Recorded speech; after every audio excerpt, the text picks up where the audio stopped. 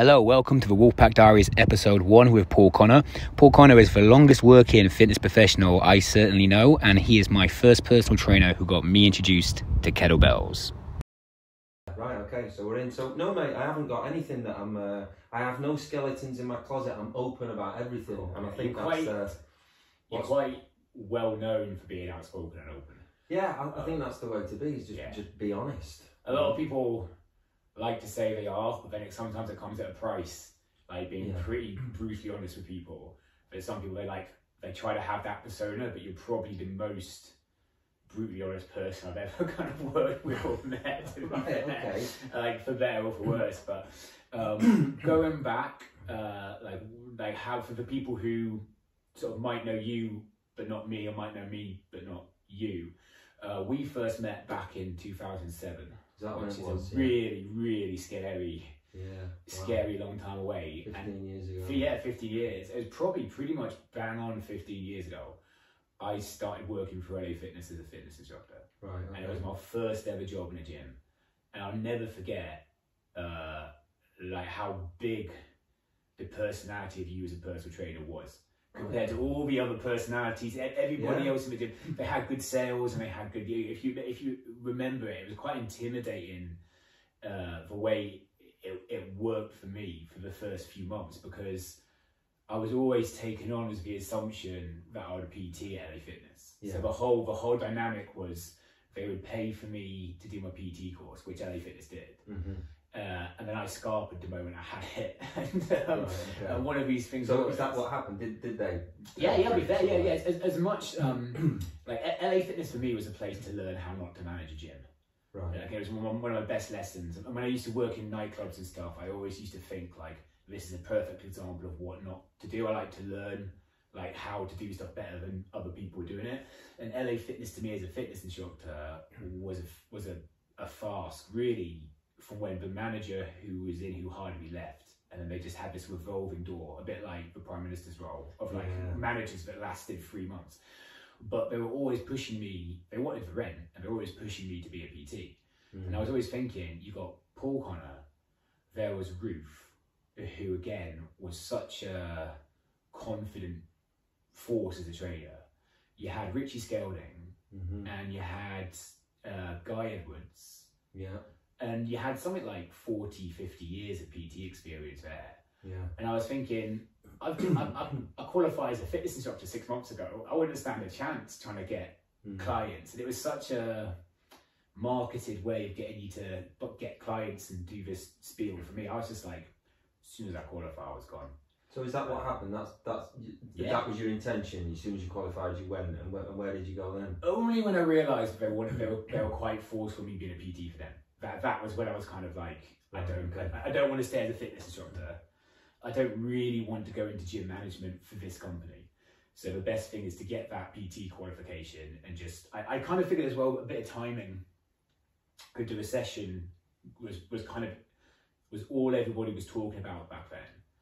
I kind of thought that if you get to an area like Nantwich and you're training independent in a PT studio, I kind of figured that was actually better job security than a commercial gym, because I kind of saw what was going to happen to the Total Fitnesses and to the LA Fitness and Virgin. I kind of saw as they started to one by one sort of get quieter and Pure Gym started to explode from the ground up. I kind of thought these places are going to either change or go.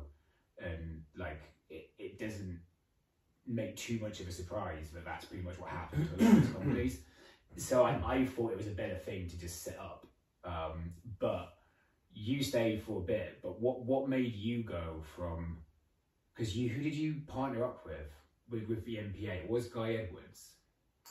So what's your question? What made me leave? Yeah, what made you leave LA Fitness to jump into setting up what was at the start MPA, wasn't it? Well, I've always, we had dabbles at doing things, and I forget what it was called. There was me, Guy, Haley, and sure there was a fourth one. I can't remember. Maybe it was just me, Kevin. Guy, and Haley. No, it wasn't Kevin. No. He didn't come in on this little venture. It was me, Guy, and Haley. I can't remember if there was a fourth one or not. And I forget what we were called, but we had a dabble at something, so that we were just starting right, let's make up this thing, and we've got a website and a logo and this. I can't even remember what it was called now, but really, I have to say, I give credit to Kev, and Kev and I have been in business for a long time when we were in MPA, but it was Kev who had the courage. Yeah, it was him that took on the unit at Northwich Vicks and was like, look, we're renting this place, come along and be with me,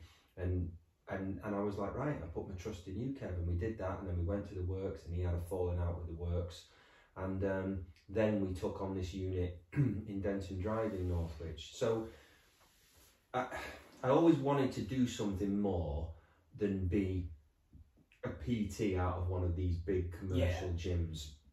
And now I've gone and I have all the experience in years of looking back on that model of training.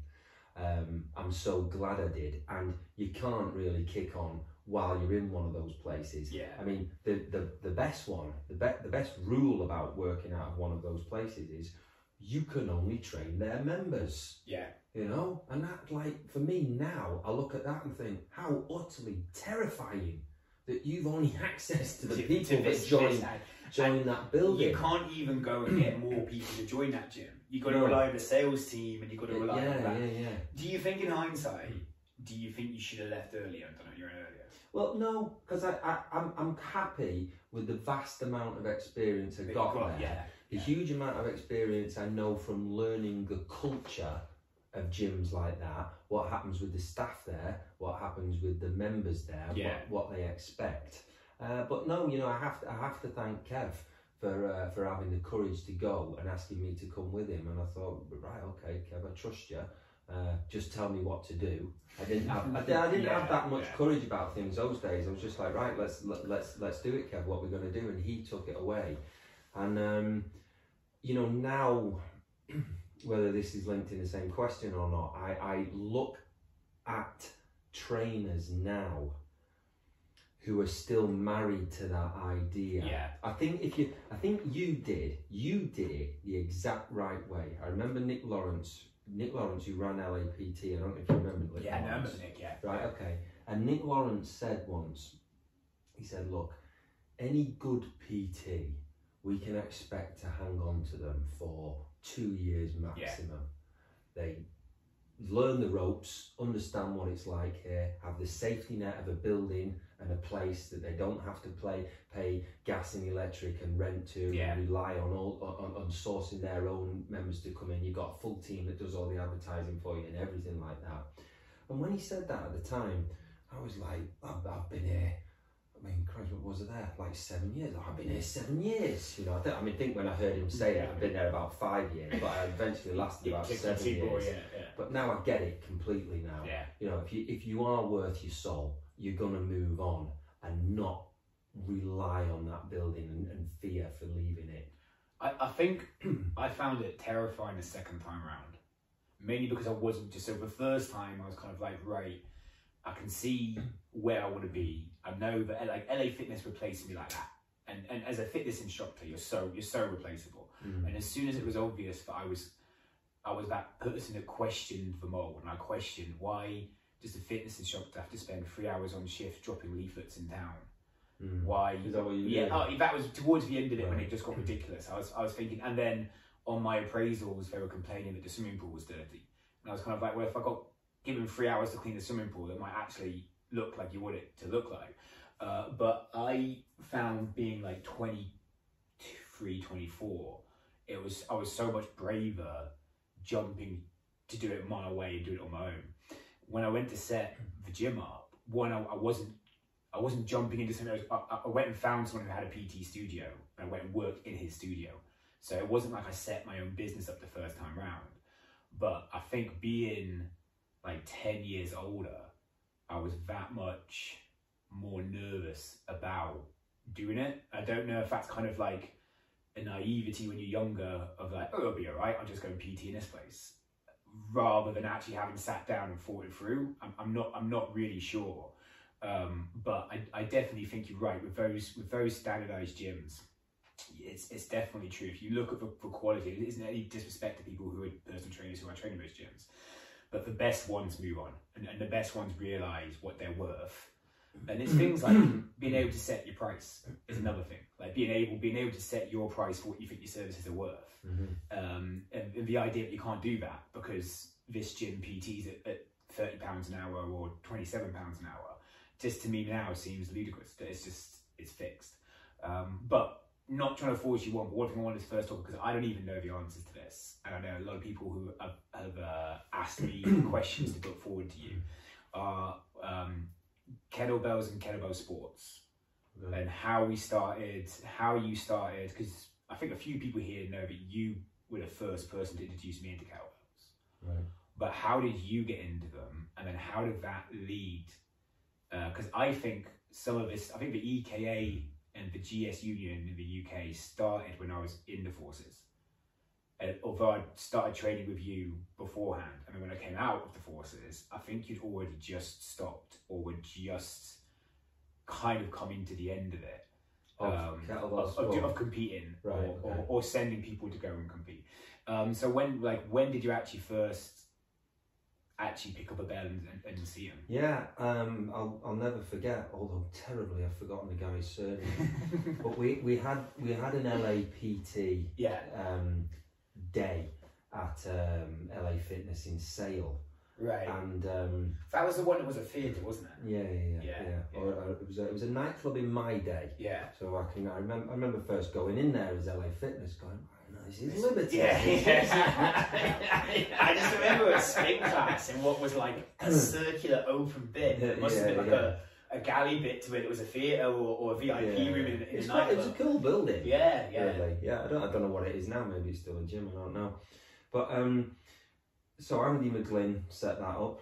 Yeah. This LAPT day, and Jason, I'm sorry Jason, I forgot your surname, mate, was known as, he had these kettlebells, and he brought down these tools and he started doing these exercises, and I was just immediately hooked. Wasn't Jason Kent? Oh, I've forgotten his name. Kung Fu guy. Yeah. Jason Kent. Yeah. I'll get onto that. Was his surname? I'm not sure. I'm pretty sure you're friends with him from Leeds. He's a stocky guy. Big black hair. Yeah. Was that his surname? Right. Yeah. So he started doing this demonstration, and I thought, this is fantastic. I fancy some of this. So I just looked into it after that, and I went and did a kettlebell course. Yeah. With again, I'm forgetting names. This is terrible. The guy's Christian name was Guy. Big, tall unit, karate guy. Hard as nails. Probably about 10 years older than me, I think he is now. So he's probably about 60 now. And he's got his own setup after this. But we went to somewhere in Yorkshire to do that. So I did the course with him. It was a weekend course. Bought all these kettlebells, took them into LA Fitness. I used to chain them up and padlock them up. These kettlebell things, kettlebells. No one touches kettlebells. I remember that. And this was the whole big. You qualified to teach someone to like use a kettlebell. To deadlift a kettlebell. Yeah, which is something I find hilarious now, because I can train someone with a remote control. But I don't have a remote control qualification. You're qualified kettlebells. But from then on, I just started doing kettlebell exercises and got right into kettlebell exercises, and that was that must have been then for 6 years. I was doing kettlebell exercises before I even, did one competition in sport or got into that. So it was just training with the kettlebells, it's just a wonderfully versatile fitness tool. And still to this day, everyone I ever work with, when we do the onboarding sessions, your first one is get grounded in kettlebell, how to handle one. Well, I have this argument with a lot of people, because I'm one of the only people I know, and other people might see this and like correct me on this, but I'm one of the only people I know, but as heavily as I am in kettlebell sports, I still think you got to take a look and with the kettlebell people that I coach, it doesn't matter how much kettlebell sports training you do, you still should do some elements of strength conditioning. Mm-hmm. And if you're going to strength condition anyone, from a swimmer to a runner, a kettlebell swing and a variation of a deadlift are two of the most sort of cornerstones of functional fitness. So this notion that like, and I was at a competition somewhere, and this American guy was going, "There's no scientific link to say that hard style training has any effect on kettlebell sports." I'm like, yeah, but there's common sense tells you that it would, and that's good enough for me. Like the dynamics of the swing are just one of the best body movements you can hear. Pavel talks about the what the hell effect of a kettlebell swing. You have to go that much detail of it. I just wouldn't ever not teach people how to do a kettlebell swing unless they had like real serious lower back problems, you know, that just wasn't suitable. It just makes sense in my view. Yeah. And I still love, I did a workout today that involved kettlebell flies going to the floor, bottoms up presses, and crucifixes. Yeah. Just to really, because my forearms are pretty smashed, so I can't really have the bell of any weight sat on here. So I was still thinking at the end of my conditioning workout, I loved it. It's a great, it leaves me feeling like my arms have been stretched 2 feet that way. It's super. And, you know, even all these years after first picking them up, there isn't, literally isn't, it's amazing, there isn't a day that goes by, a week that goes by, that I can't just invent a new exercise. Yeah. Just, the possibilities are endless of doing new things, and every time you find a new exercise, that just makes you feel good with a new burn, a new little feel, doesn't it? Do you still? I mean, we like since I've met you, like you show me bits and pieces because you're the first person to show me a Bulgarian bag. I don't know if you're the first person to show me Indian clubs or RCT clubs. Right. I can't. I'm not sure. I don't remember if I was the first to show you. But you definitely. But I have a go of those. I've still got them in the gym. Yeah. So I've got now the wall with some big long base ones, which in some elements I kind of like and some elements I don't like. But is it still your number one piece of kit that you go to? Yeah. Yeah. I guess so. I mean, I love to work out when the gym's closed. Particularly in the summer then, you know, there's nothing more I love than just whipping my shirt off, getting out in the back garden and flinging a kettlebell around. It's just so easy. One question I ask people to make me laugh, I said I'm going to interview Paul Connor, do you have any questions for him? And one person just put it straight away, does he own a t-shirt? Now, alright, I'm glad you brought this up, because a few people have been mentioning this to me lately. Well, what is all this without a t-shirt on? Genuinely, it's dependent on the weather. Yeah. That is it. Yeah. Now, you'll see now, you're unlikely to see me with my top off for the next 6 months now. Yeah. And it's nothing about trying to show off or anything. It's quite, to be perfectly honest, like, if you have that physique, why not? Like, to be perfectly when I have my gym, so I'm like the Wolfpack's really outdoors and it's really open, and in the summer you got like a little courtyard, you get no air, so it could be like, it could easily, not on like a hot day, it can easily be on a normal summer's day getting close to 30 degrees on that bit of astroturf. You know what, like astroturf always gets hotter than grass.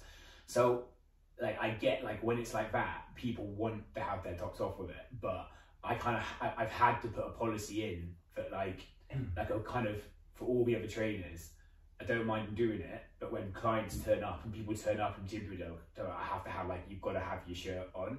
But I probably is guilty for it. I just probably feel a little self-conscious, like filming myself in it, if that made sense, because I would feel like people would be, oh, he's meant to be a trainer, he should be ripped down a line. But that's probably the only reason why I don't. To be perfectly honest. Yeah, I mean, I don't have my top off when I'm working with people in classes. It's all just private stuff on my own, but it's completely temperature dependent. But having said that, I did get to a point, you know, I'm 50 on Tuesday, I'm 51 on Tuesday, right?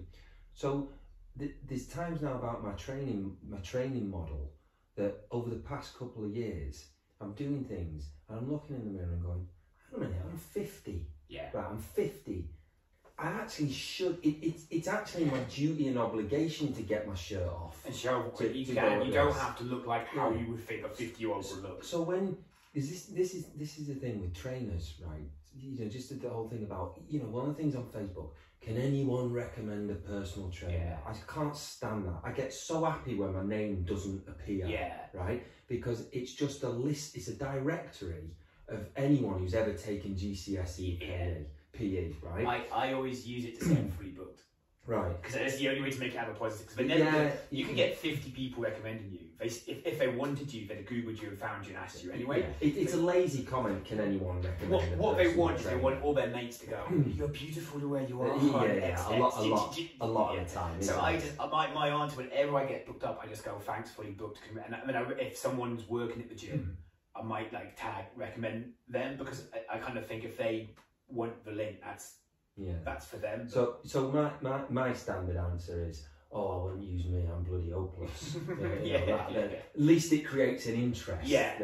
You know. But you know, to answer the question for that, like about having the shirt off, everybody's names get listed. Everybody gets listed, and half these recommendations get listed based on who can shout the loudest. Oh, he's a great PT. He doesn't make you. He makes you go till you puke. You know. Now, I'm afraid that doesn't qualify you as a great PT. Now, neither does having a six-pack, to be fair, and a decent body.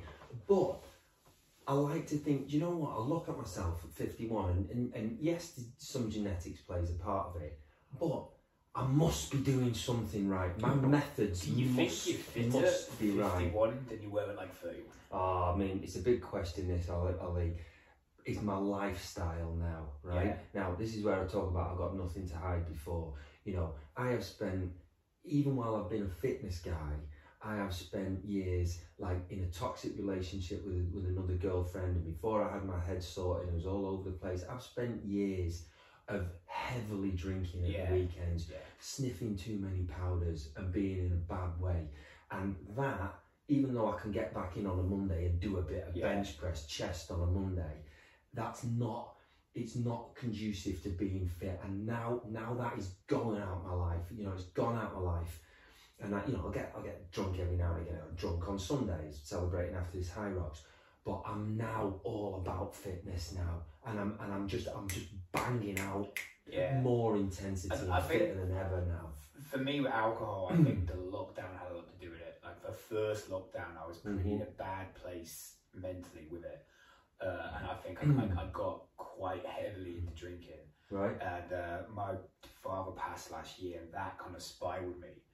But what kind of got me out of it was having competitions. Because I couldn't go off the rails and then be on Monday morning 5 a.m. because I love a 5 a.m. workout, mainly because I always have a 6 a.m. client if my partner's not working shifts. There's no way on planet Earth I could drink to the level I was drinking and then get up and do a useful workout knowing that I've got 6 weeks to the comp. So that really, and at the moment now, you gotta have a goal, man. But it probably as you get older and you can't get away with it, it's almost a saving grace, because it's more important for me at this point in time, particularly when you've had those years of partying and they're kind of like, they were fun, but there's only so many Friday nights out you can go, well, hey, you're in the same town as you were like last week. Do you know what I mean? There's no reason to celebrate Friday by going out to the same nightclub and getting wasted. It's not like if it was a milestone birthday or you're in New York or you're somewhere to really to really go partying, fair enough.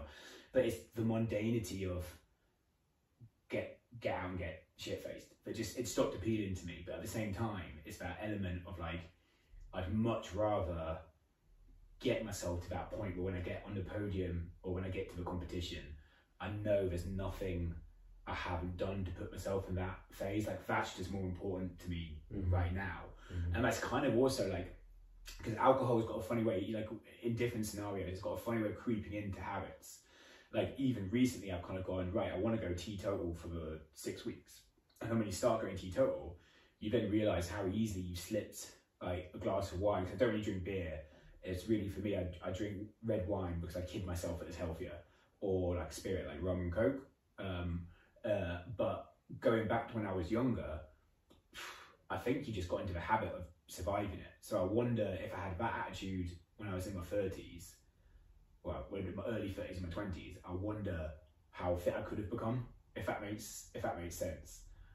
But you know, it's pretty cool, because a lot of people won't admit that to people if they're in the fitness industry. They'll make it out like they have 12 hours of sleep a day, They meditate for 4 hours, they train for 8 hours and do 12 hours of PT clients. And they kind of like put that persona, you had to kind of look at them and go, I don't think that's right. But veering back to kettlebell sports, what was because I think Jason Kent is the guy you're on about, and I've got a pretty hilarious story about drinking with him actually. What got you, I remember being at Studio 1-to-1, and I remember talking about Steve Cotter, and I can remember kind of like him being this person that no one really knew a lot about, and it hadn't really landed over here yet. So what got you from swings and deadlifts and get-ups into kind of finding out about biathlons and jerks and long cycle and snatches? Right, well there you go then. I'm going to name drop you, right? Yeah. So what I'm starting to look out there and see. I think Steve Cotter and Valerie Fedorenko were the first names that came up about kettlebell sport. That's where I first started to understand that it was a sport. So I saw them doing these things and I'm like, what? You can hold 2 32-kilo bells for the 10 minutes? Yeah. This is not possible, you know, and starting to look into this. And then it was you. So you said you'd been to somewhere like Detroit or something. And 2012, Is that where it was? Yeah. And I'm thinking, wow, like, okay, so it's reachable then, it's doable. It's you know, I thought Steve Cotter was just this kind of mystical figure that you know, was unreachable, like some kind of rock star. But you'd been over there and done it, and you're talking about how you kind of palled up with Steve Cotter and done these things. And I think then I went on a Steve Cotter workshop in Birmingham. Oh, that was crazy. For a day for the IKFF, and that's what started it up.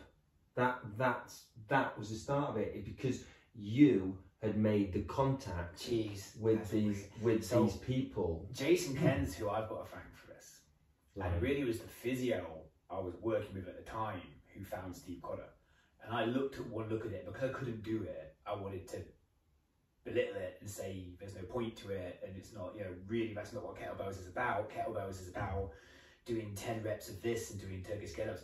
I mean, you couldn't hide it the more you looked at him, the more you looked at what Steve was. And there's no one else, like Valerie Fedorenko. He's different, Steve. I mean, he can do kettlebell sport, but he can move gracefully. I mean, he's doing jiu-jitsu now. He can get in shapes that I still talk to him. Like, I still chat to him now and then. He's doing great. He's pretty much his kettlebell days are kind of winding down, but he's now doing veteran jiu-jitsu competitions. Right. And again, and he was a martial artist, but got him into kettlebells, that got him into sports, but got him back into martial arts.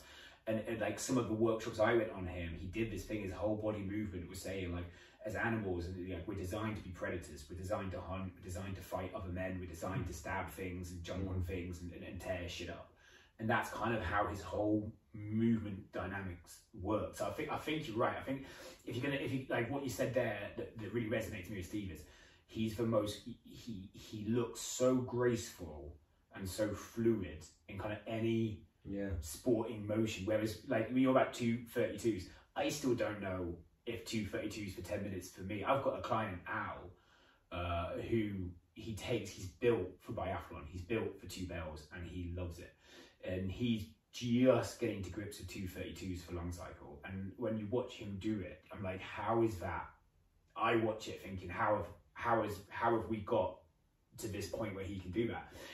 But I found it through Jason Kent. So when I heard about Steve, he just happened to be coming to Leeds. And Jason Kent at his Kung Fu place was doing an IKFF cert. So I jumped on the chance for that, stayed over in Leeds, and he did a fitness test in the morning, and then he seminared it and he workshopped it, and he did have like a real good level of like information detail, kind of like from how you hold the bell, how you find the hip, how you rest it, and that got me hooked, like right from the get-go. A bit like when you first PT'd me, and I was like, my snatches were hopeless and it was smashing like this and it was thumping, and I was like, this is awesome, my forearms hurt so much, it's going to make my Thai boxing so good. And I can remember you laughing at me thinking like no one else enjoys that. But I can remember that same feeling, like I said, I can think after the first PT test we did, I said something to you, like, it feels like I've just done 5 rounds of sparring but no one's punching me in the face. And that was kind of like that cathartic feeling, doing those, when you haven't done kettlebell swings and you first go into swings and rows and snatches and cleans and presses, doing that sport, it just fit, like the learning and training for it and going over there, just the whole way through it, although I didn't know what I was doing, I was happy. Like the whole part of that journey, going over there, meeting Ken Blackburn and his son Mitch Blackburn, that was the other one. all of them. I just enjoyed the whole process. But then, and I didn't know this, and I didn't know Dale, but at the same time, Dale Wilson had done exactly the same thing with the IKMF. And at the same time, around 2012, he was going over and doing half marathons and marathons, and he had no idea anybody else in the UK was doing it. And then I blacked out in the forces. You really don't get, particularly back then when social media wasn't really being mastered the way, like there wasn't Instagram, like I think WhatsApp hadn't started when I was in the forces. So I had 4 years of, you weren't really meant to be on Facebook that much. You were really kind of in a black hole. And when I came out, I was like, how the hell, what's the EKA? Who's Chris Kyle? Who's Gary Rothwell? Who's Becky? Like who's all these people?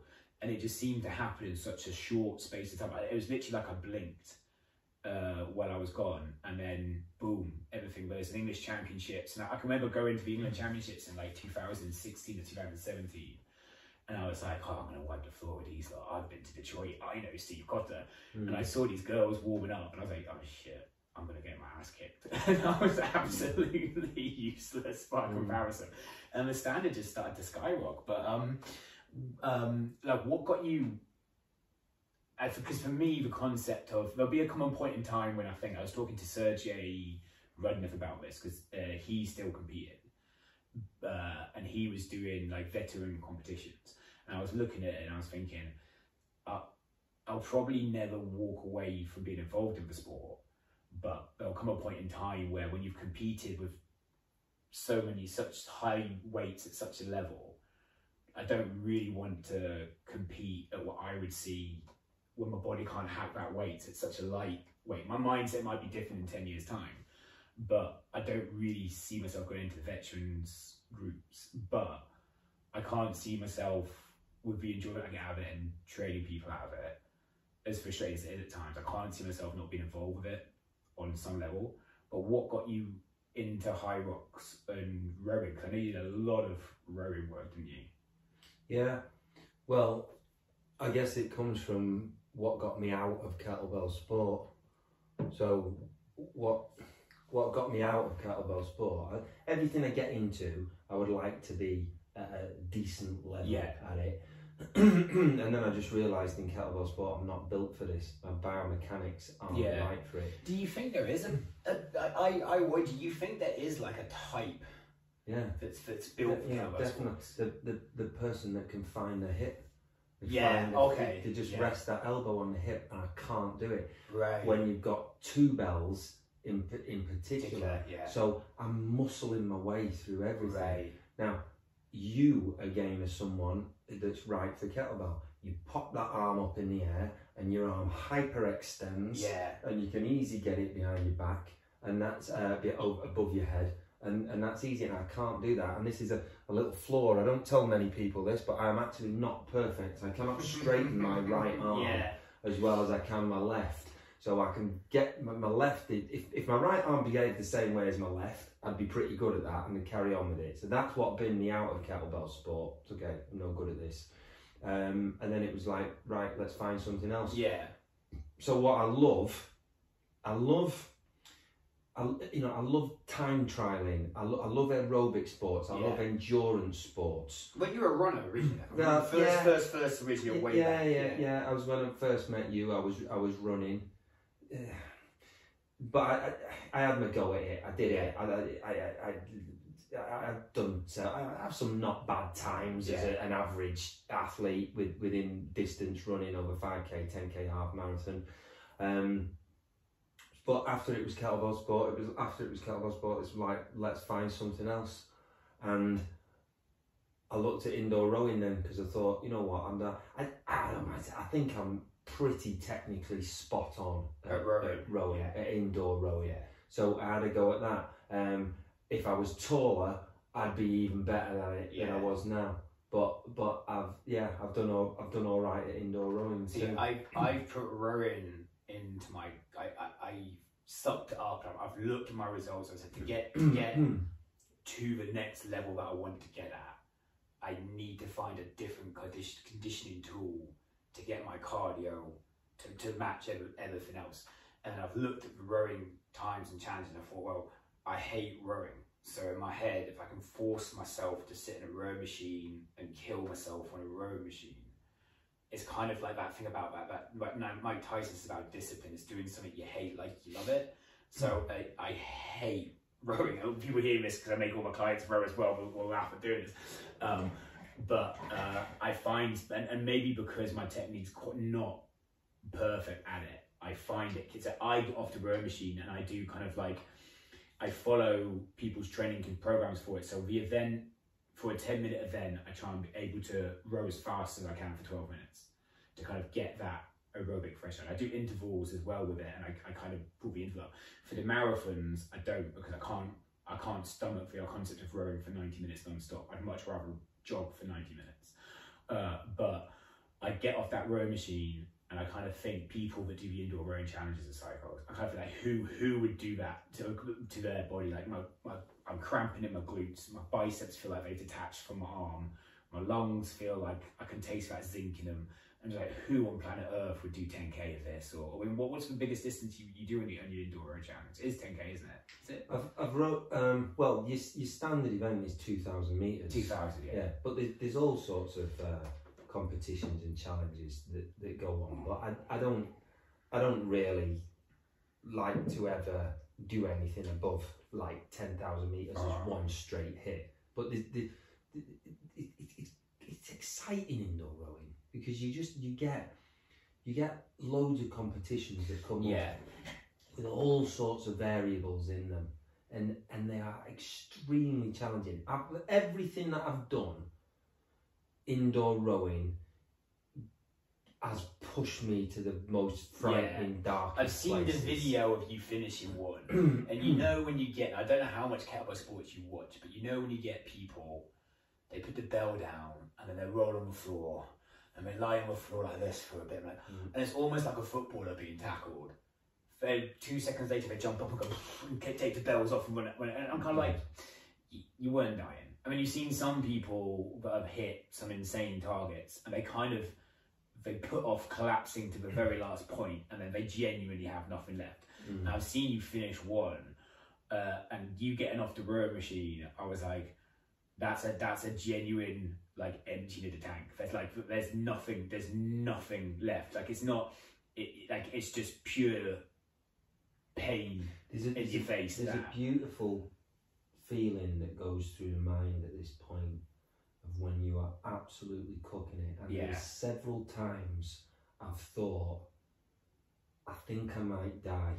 I think I might die now, but I'm on for a great time. And I'm not gonna miss out on a great time. I'm willing to die to get that, and then fall off it. And there is just this sort of few seconds, you know, maybe 20 seconds or so of thinking, am I gonna die? And then you start to come round again after a little bit. It's all right. Some people are gonna listen to that and think that's crazy or it's bad, but I kind of fully get, like, some things are worth pushing yourself to like that dark place, and if you want to get to a certain level, you're not gonna get there without paying a price. And that's kind of and I think people still, it's kind of an edginess certain athletes have, and I've seen it in other athletes, I've seen it in the forces as well. You don't join the Marines with the intent of dying, but there's certain people there that do that job and do that job for longer than I did it, that they're almost all the time, they're almost on that line. No matter where, they can't fully veer out of it. Whether you're on camp, whether you're on a ship, whether you're on an exercise, whether you're on a night out, whether you're polishing the floor for the 15th time. They're there, they're constantly on that And my only way to describe it is like they're just edgy all of the time. And then when you see certain athletes, you do kind of see that edge, but that's kind of what, it's not like some people, yes, there's certain, you can lopside a sport with physical attributes. If you want to be a basketball player, being 6'8" is probably a good starting point as opposed to being 5'10". Not that there aren't some people that are that good at 5'10", they can still compete, but the physicality of being 6 foot and plus lends yourself to that sport. But then when you come up against someone else who's 6'8", who's played basketball for just as long a time, what is the factor that puts one person above the other person? When you level the physics and you level the fitness levels and you level the amount of time spent dribbling and jumping and passing and practicing your shot, and when you look at the people that get to that top, they do have that edge. Some people on their team don't like them.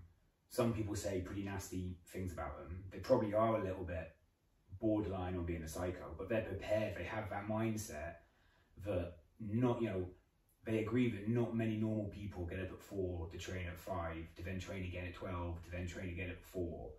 But not many people get that chance to get to that point, and you kind of have to have that sacrifice. And some people hear you go, oh, am I going? And they'll think he's saying it for those that say it's crazy, but I don't think that's true. I think it's just to some people that how far can I push myself is worth it, isn't it? Mm-hmm. It's just definitely worth really finding out how far you're willing to go, and not even, because it's not even like you said to win, it's how far you'll go to get that time, to get that thing, which is one thing with kettlebells always gets to me when you were teaching me was it's what you like about it is you versus the bells. It's not really, even in sports, yeah, I'm intent on getting as many medals as I can get, but you can't play defense in kettlebell sports. While I'm lifting, I can't knock the bell out of the other person's hand and stop him from lifting it. So all I can do is lift what I can lift. Same with rowing. You can't stop somebody rowing while you're rowing. You've just got to run your race the best that you can run it. So you have that edge of like, it's all about the time you can get and the record you can get. But moving on from that a little bit, just because of quantity of time, what got you into high rocks? Something new. How new is it? I think it's in its 3rd year now. Look, I'm pretty good at most things, right? I can do pull-ups, I can do push-ups, I can run, I can lunge, I can squat. I can do loads of stuff. I can't Olympic lift, right? I'm not good at that. I can't do that.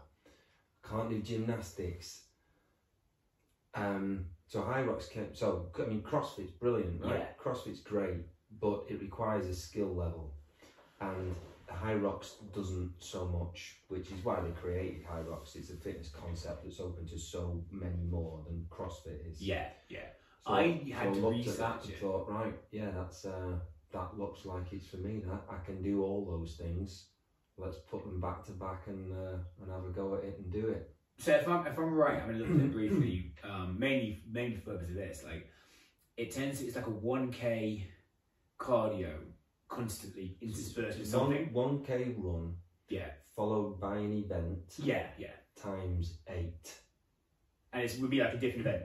So it's a different. So it's a different event. So which makes it real similar in one sense because it's got that WOD aspect, then, hasn't it? I'm guessing when you're training for it, you'd have elements of that WODs to it. But it's the same. It's the same race all the time. Yeah. Those events don't change. They're okay, it's set. So it's the same event. Yeah. It's the same event, the same sequence of events, right the way through. Did you meet up with the only other person I know who does this is Gary Rothwell? Yeah, so I met Gaz on Saturday. So we had a little bit of a chat on Saturday. He was judging. And then he was just going as I was leaving because my start time was 7:30 p.m. man. Oh man, what a long day that was. But yeah, I saw Gaz down there. So it was good. Yeah, it's a good event. I like it, and I can get lots of people to train for it. It's en masse. So do you coach people for it now? Yeah, it's part of what we do, but you have to be aware in a business like I've got to look after my members that don't want to do it. Yeah. You know, so it can't be all about that. It's not all about high rocks. Plus, you know, what I do know is everything has a certain a time span of loving it. So all these wall balls and burpees are great, but give it 3 months down the line, I'm sick of wall balls and burpees now, you know, so I'm very aware that high rocks has to be around for a little bit and then back off, and then you come at it again and do other things. But it's exciting. Do you think it's got the? I mean, CrossFit always amazed me because I remember like 2008 looking at doing CrossFit certs when the CrossFit first you had like CrossFit London was really the only place doing it. And I looked at the package for it, and I was such an idiot because I was thinking I've got this much money saved up. I can go and do this kettlebell certification, or I can go and do this CrossFit certification. And the CrossFit certification was 3 times as much as the kettlebell certification. So instantly I was kind of like, well, like that's tempting me on down the side. And then they with their spiel was like, to then set your CrossFit gym up, you then have to pay these affiliations and you have to do so. Like, I just don't have the money for that. And I kind of told myself, oh, right, CrossFit will be a fad. CrossFit will be a phase. It will come and it will go. The next best thing will come into it. I'll stick with kettlebell sports because that will become really popular and that will become really big as well. And it's like, it couldn't have been further from the truth. Like, there's so many few people. The amount of times you tell people you do kettlebells and they go, oh, so you do CrossFit? And you kind of like, it's almost like one of the best ways to piss somebody off when they don't do CrossFit. But do you think High Rocks will, if it's kind of geared at that kind of like people who can't do Olympic lifting can do it, will keep people who can't get into CrossFit and kind of keep it going? Or do you think it will fade and people will forget about it? I think it's something that should be around, but it has to evolve. So you can't, you can't do 1K run followed by the same event times 8 forever. It needs to evolve. So what I would expect to happen is within the next 2 years, it's like, right, okay, here's High Rocks, here's the new setup of High Rocks. It's now this. Does it then get dangerously close to becoming a cheap version of CrossFit? You know, like F45 do their functional 4-5, and they're kind of so obviously like a poor version of commercializing CrossFit without. I don't think so, because it's done at these big arenas, these big exciting arenas, you know, it's like big nightclub vibe going on. It's huge, so there aren't events. You can do your workouts in the gym and so on, but they're geared towards these big races all over the world. It seems exciting. For me it seems very exciting. They just hold them at major convention centres in big cities all over the world. I'm not sure if there was one, so it looked like, I thought they were doing CrossFit, but I think it may actually have been High Rocks, because it would have been 2018. I think it started in 19 or 20. Maybe. There's definitely the Body Power in Birmingham. Right. We had a stand and we were doing a comp, and there was something that looked like CrossFit, but it wasn't CrossFit. Right. I don't quite know what, but it had like when you say that vibe, that indoor, it had like judges next to the app. They were doing like a setup of like running and then sandbag carries and things, and then like jerry can lunges and stuff like that. Yeah, maybe I just walked past and assumed it was CrossFit.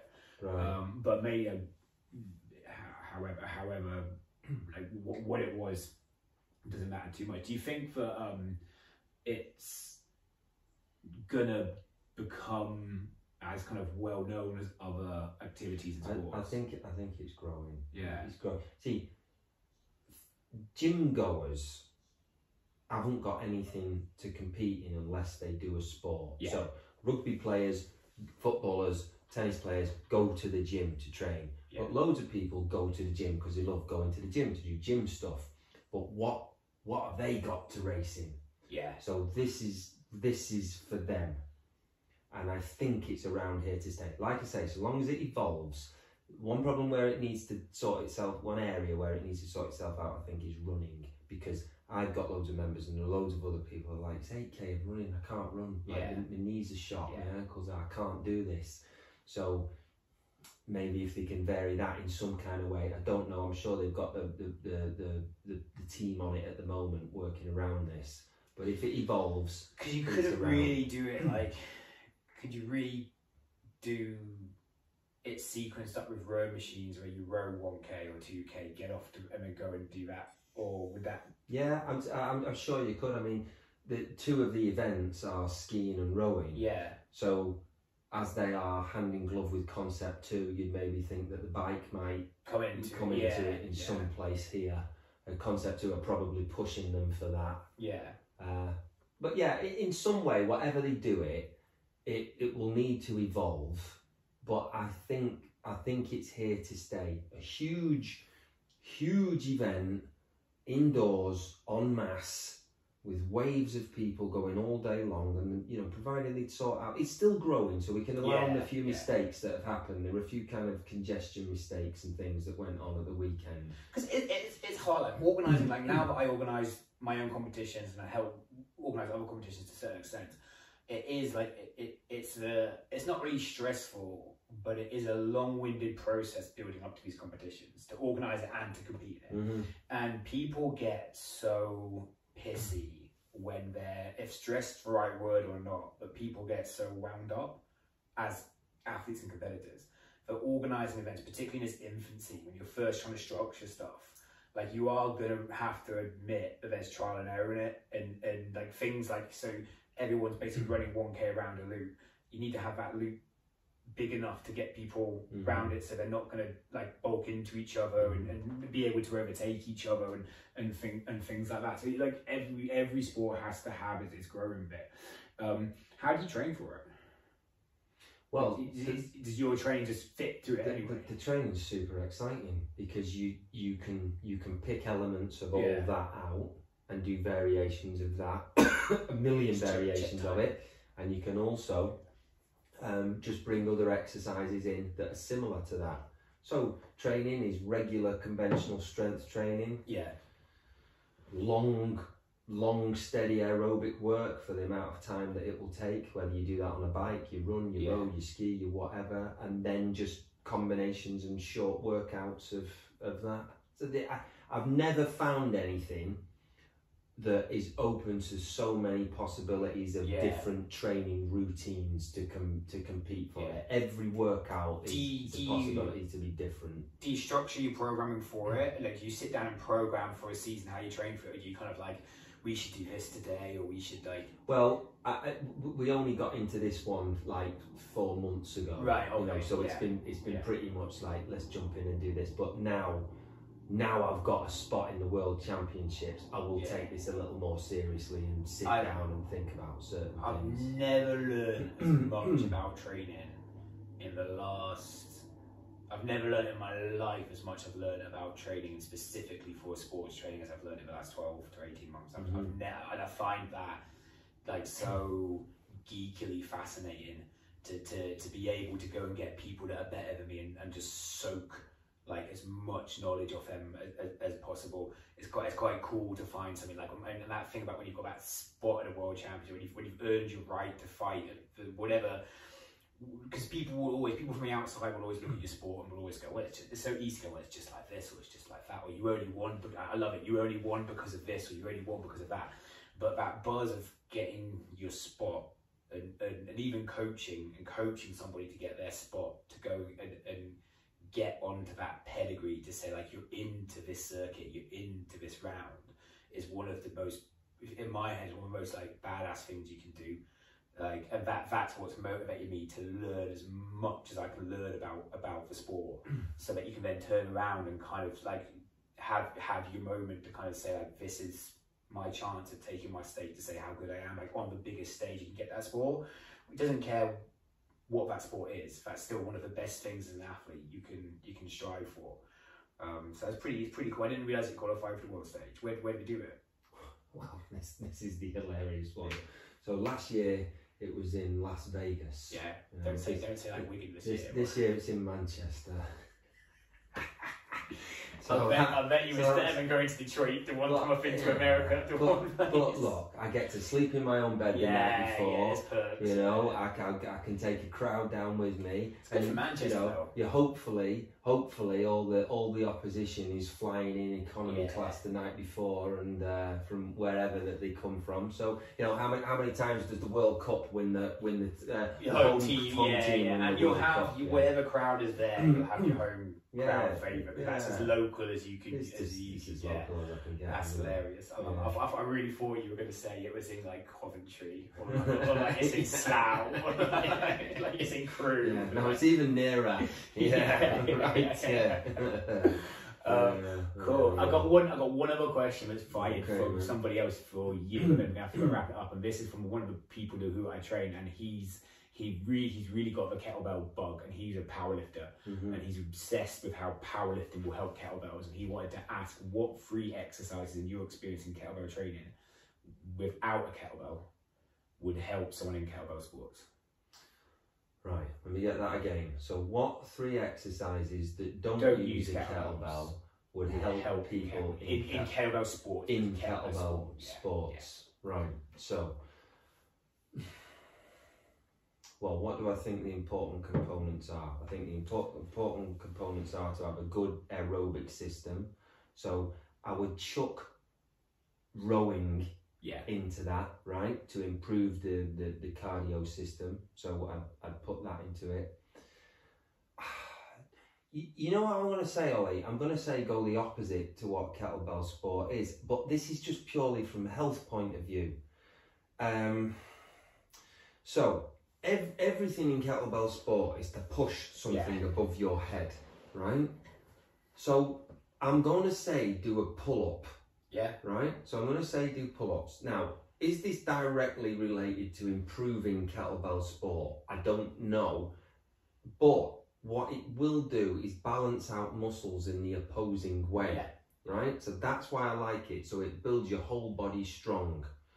And I'd put in a squat too, because there is no range of depth in kettlebell sport. The smallest you'll get is a tiny little dip of the knee and a jerk, you know, and I think a squat is a super exercise for building strength. So I'm going to say, I could probably think about this a little bit more. That's good to hear it off the cuff, because it's kind of sometimes you don't have time to overthink it, like, and you kind of go for just experience. I'd agree pretty similarly. I think I like, so I only really compete in jerks and long cycles, which is like a clean. So jerk's not even got a pull in it, you know, it's just only push. But I don't really have an off season, and all the other sports I had an off season. So when I did like kickboxing or basketball or volleyball, there'd be a good 2-month block where you could balance your body out, and basketball was all shoulders. And very all shoulders and legs, and there's a huge range of trunk. And kettlebells is like, for me, it's all quads and triceps and pushing systems. So again, like, I don't have a lot of time from really my last comps in November, and I'm qualifying again in January, and I can qualify at like 80% fitness. I don't need to be at 100% fitness to hit like qualification targets. But the qualification process means that December I might have 2 weeks to let myself go loose. And then I've got to start getting my back, you know, I've got to start stopping myself from the overcompensation, and I've got to start getting my pull system worked out. And I would argue, again, like squats and deadlifts are probably like the 2 most fundamental base of any athleticism. So I would verge pretty close to myself, to be honest. And it's good to get that, like, the amount of people in kettlebell sports, when they get good, that have really bad shoulders because they can't put the bells down, and like I've had to ban 2 people from my gym because they said, like, you're here too much, you've got to stop, you've got to have like 2 days off. But the ones that had the most shoulders, it's the pull downs, the behind the head pull downs, the lat pull downs, the rowing systems that have done the best good pulling it up. So I'd argue you've got a lot of truth to that. I'd argue that's pretty on the nail. We're gonna have to wrap things up, if that's okay. But I think if you're going to get off, I'm going to get off for classes.